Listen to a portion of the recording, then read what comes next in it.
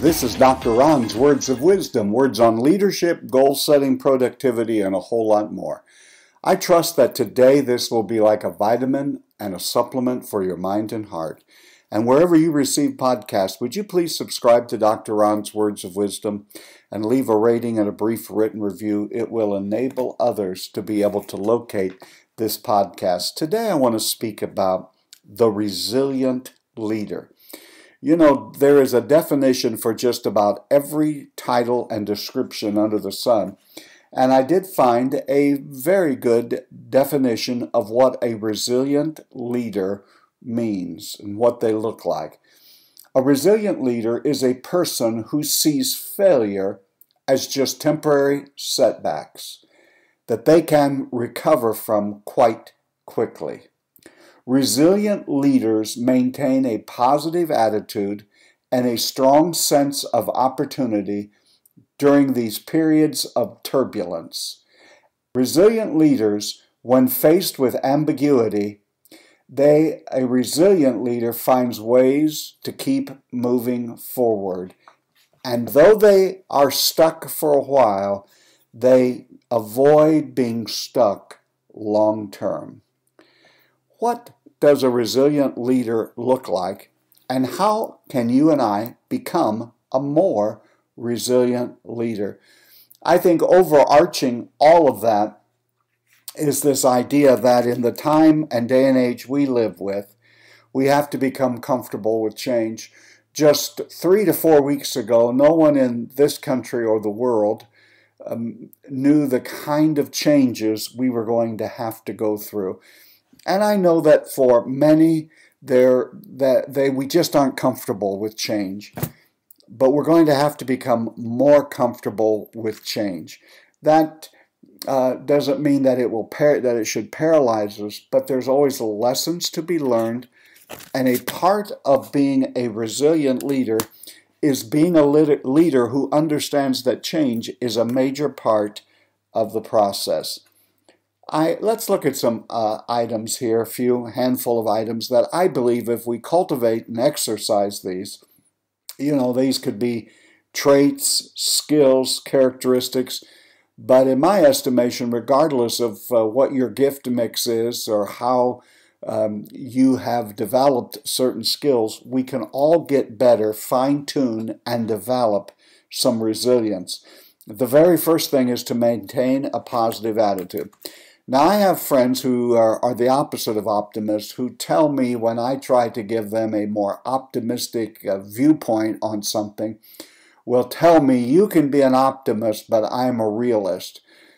I would like to know when in the world being negative became synonymous with reality and why optimism seems to be the opposite of reality.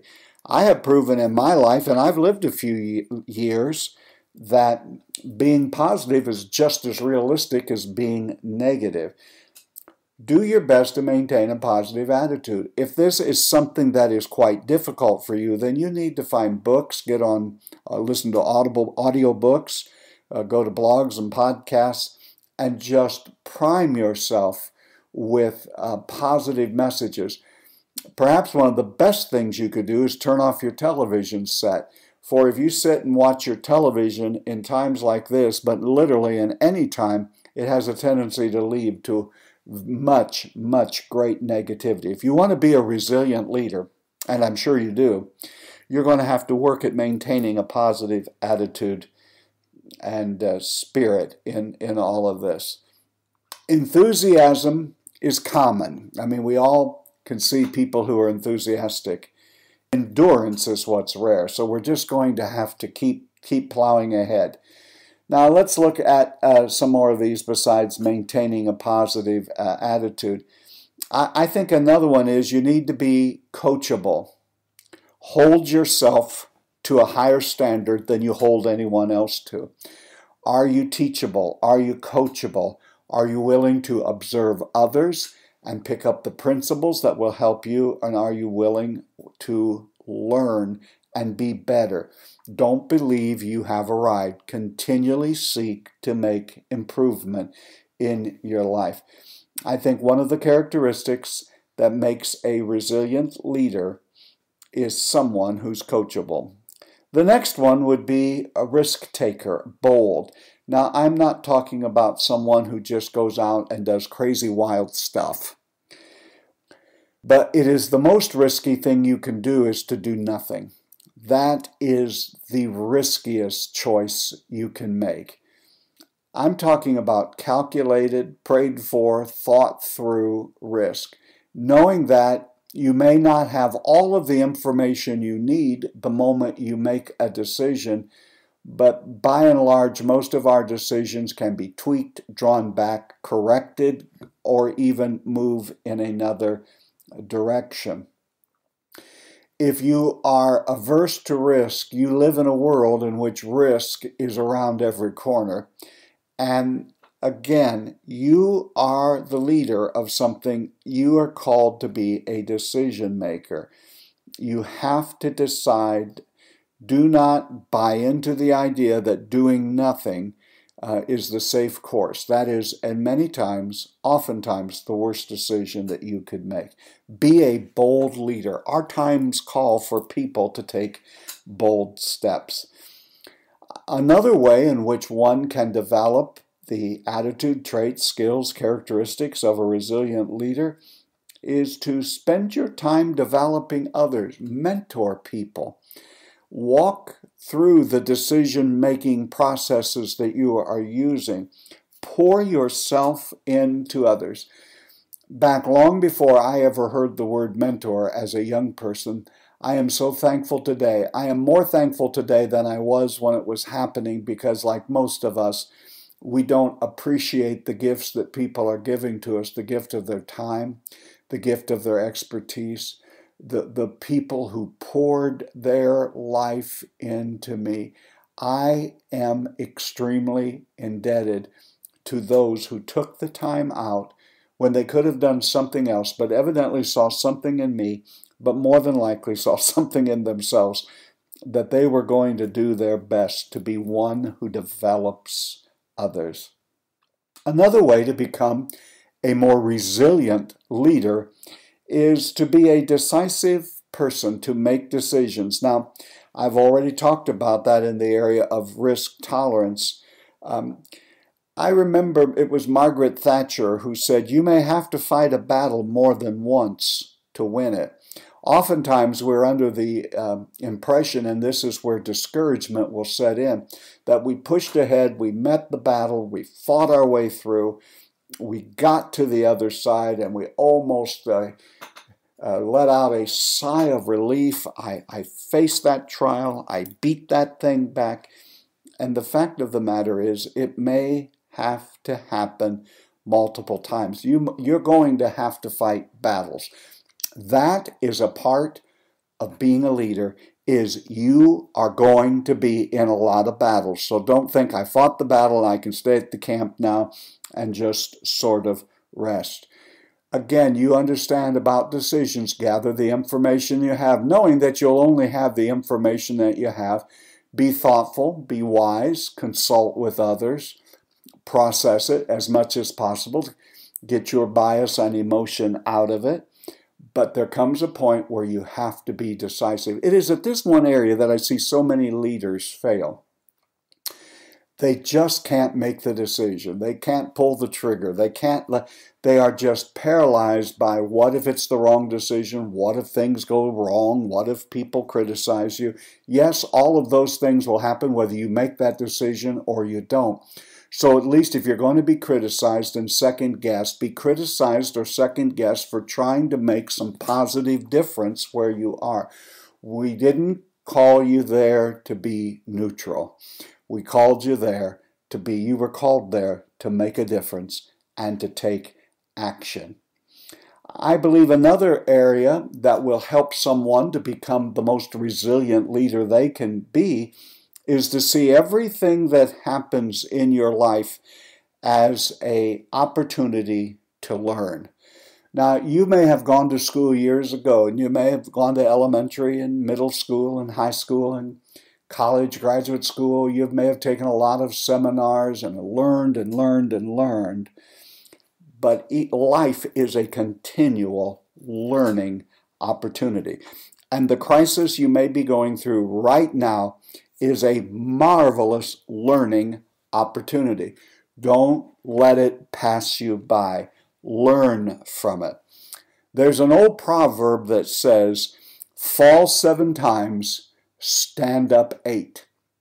You're seeing that when I'm talking about that, the crisis you may be going through today is a learning opportunity. I'm not talking about you sit at a desk with a pencil and a legal pad and you write out 7 lessons that I've learned. Some of the great lessons that you will learn going through problematic times is the lesson to endure. It's the lesson to just learn to keep moving, keep going, keep progressing, keep getting better. Right now, whatever it is that you're going through that's giving you quite an upset stomach, you feel a lot of angst about it, take a deep breath, step back and ask yourself, what learning opportunities, what are the opportunities I have to develop myself and to get better? What are they? And you'll learn from them. Another way that I believe you can develop yourself into being a more resilient leader is acceptance. Now, you may think this is sort of opposite of what I was saying, but it really isn't. Too many leaders are stuck in denial. They are still living as if it's 25 years ago. Everything about the way they operate is that way. You can't make any real change and the adjustments you need to until you accept what your new reality is. You see, resilience is accepting your new reality, even if it's less than good or ideal or less than you would like it to be. Oftentimes, we are going to have to lead in times that we think stink and we don't like them and we wish they'd never happen. But you have to accept the fact reality isn't what I would like for it to be or what it used to be. Reality is what is happening at present. That is my reality. And by acceptance, I'm not talking surrender and I'm not talking giving up. I'm talking, here is my reality. What do we do in light of this? What can we change? What can we develop? What can we work through? And then move ahead. I think it'll make you a much more resilient leader if you work on the relationships within your family, your friends, your colleagues, and whatever organization you find yourself in. We need leaders who develop relationships. A resilient leader is also a leader who is one who reflects. All learning in these kinds of situations are reflective learning. As I reflect back on what happened, I see things I did well, see things I did poorly. I see lessons that I learned that I can apply to the next time that I'm facing a difficulty. I like a motto that comes from a state where they receive a lot of snow and the person in charge of clearing the roads of snow. And I have lived a lot of my life in a part of the world where it snows. And here's how he described what their job was. No matter how much snow falls on us, we keep plowing ahead. For that's the only way to keep the roads clear. You know, it doesn't matter how much snow falls, how much it may paralyze a region of the country. Those whose job it is to clear the road, it doesn't matter how much falls. They keep plowing ahead. That is the only way to keep the roads clear. Wishful thinking will not clear the roads.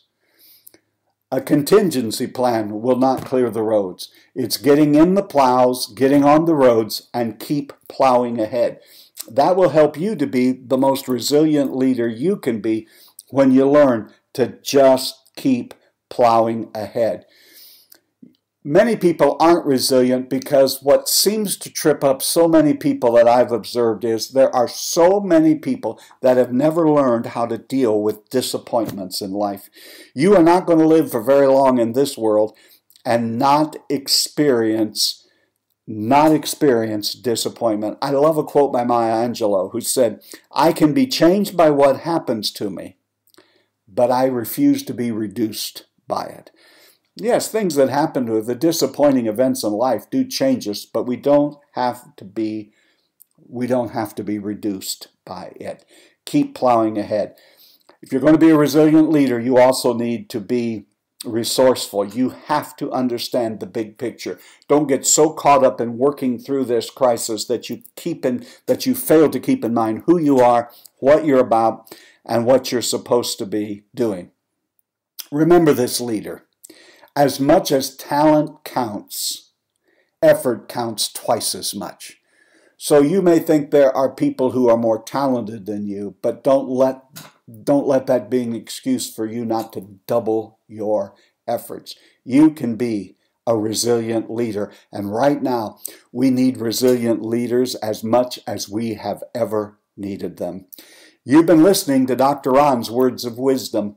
Words on leadership, goal setting, productivity, and a whole lot more. I trust today this has been like a vitamin or supplement for your mind and heart. And wherever you receive podcasts, would you please subscribe to Dr. Ron's Words of Wisdom?